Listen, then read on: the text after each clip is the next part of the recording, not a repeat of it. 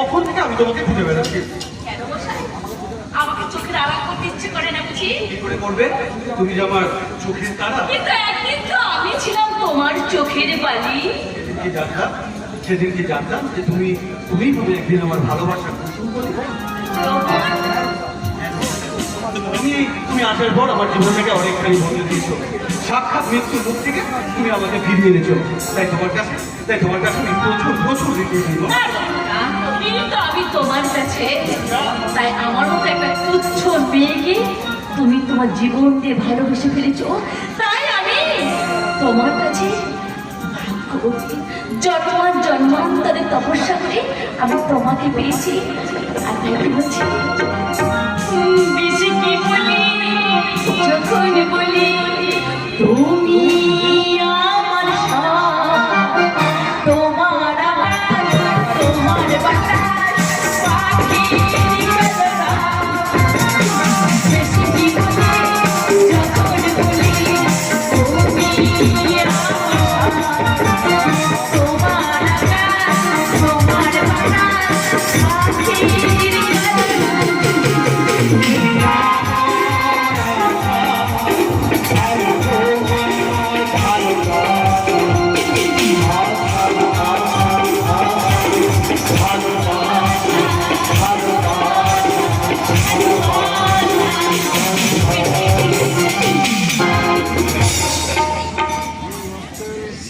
কারবারে কেসে না ফেলতে আমার খুশি লাগে। এসে ভাই, হ্যাঁ তোমার দেখছি ব্যস্ত আছো, তাহলে আমি পরে আসবো। না পরে আসবো। কি বলছিলেন বলুন?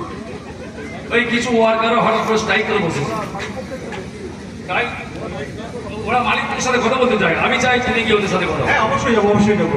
কারণ ওরাই তো রক্ত জল পরিশ্রম করে আমাদের কোম্পানিকে দিনরাত বড় করে তুলেছে। তাই ওদের সুযোগ সুবিধা দেখার দায়িত্ব তো আমাদেরই। আমি অবশ্যই যাবো। তাহলে আমি যাবো, তোমার সেই গাড়িগুলো আমার বাইরে ওয়েট করছে, তুমি ইমিডিয়েটলি তাহলে যাও। ওকে রূপসা, আমি আসছি। তুমি কি অপেক্ষা করবে? আমরা ফিরে এসে একসঙ্গে কিন্তু লাঞ্চ করবো। কেমন? আমি তোমার জন্য অপেক্ষা করবো। কি উদ্দেশ্যে তোমাকে এখানে আনা হচ্ছে সেটা নিশ্চয় তুমি ভুলে গেছো। আমার শরীরে তো মানুষের রক্ত হচ্ছে, তাই রোহনের আমি আর কোনো ক্ষতি করতে পারবো না। রোহনকে আমি ভীষণ ভালোবাসি। ওর এত সাহস, তুই আমার সাথে বেইমানি করিস? তবে এই নিয়ে বেইমানি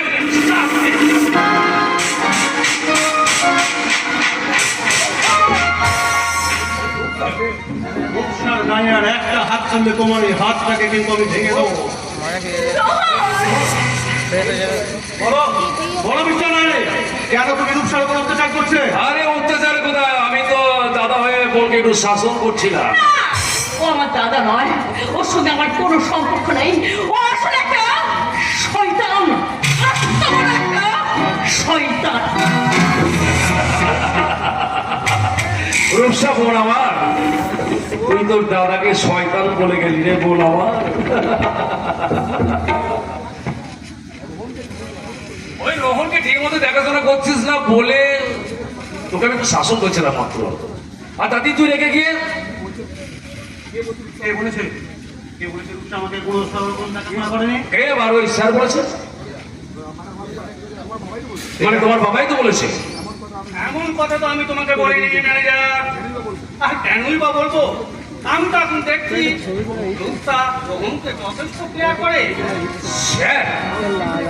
আর বরং তুমি যে আগে ওর সম্পর্কটা নষ্ট করছো বা বাধা দিচ্ছ সেটা আমি পরিষ্কার করতে পারছি।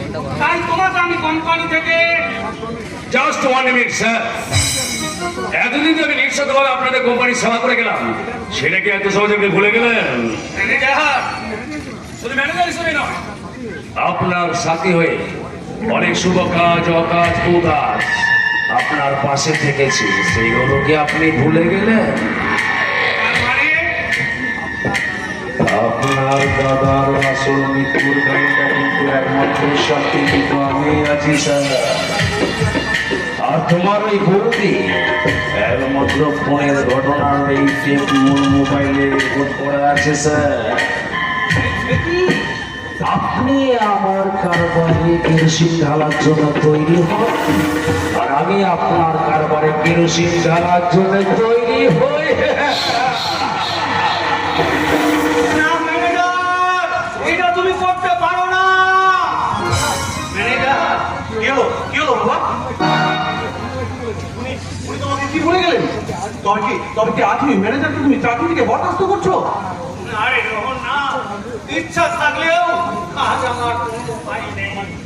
আমার কৃতকর্মের ফল আমার কষ্টটা বন্ধ করে দিয়েছে।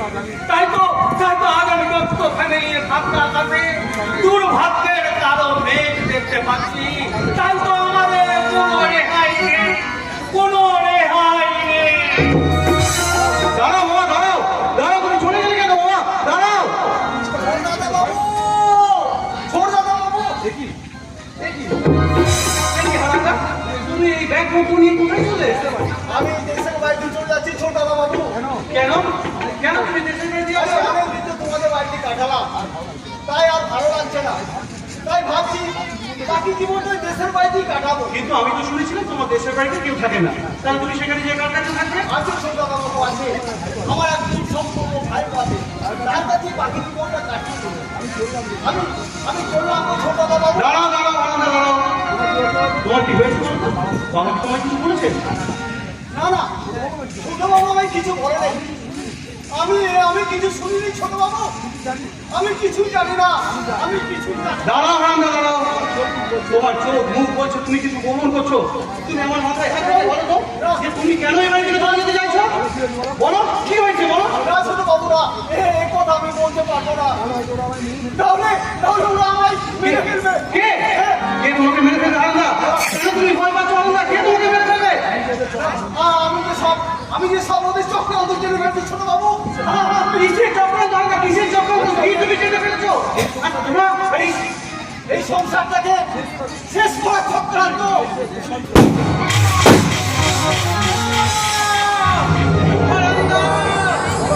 বলো হারামদা, বলো কে সেই চক্রান্তকারী? কে সেই চক্রান্তকারী? আমার মনে হয় সেই তোমাকে গুলি করে হত্যা করেছে, যাতে এই পাপ কখনো বাইরে না বেরোয়।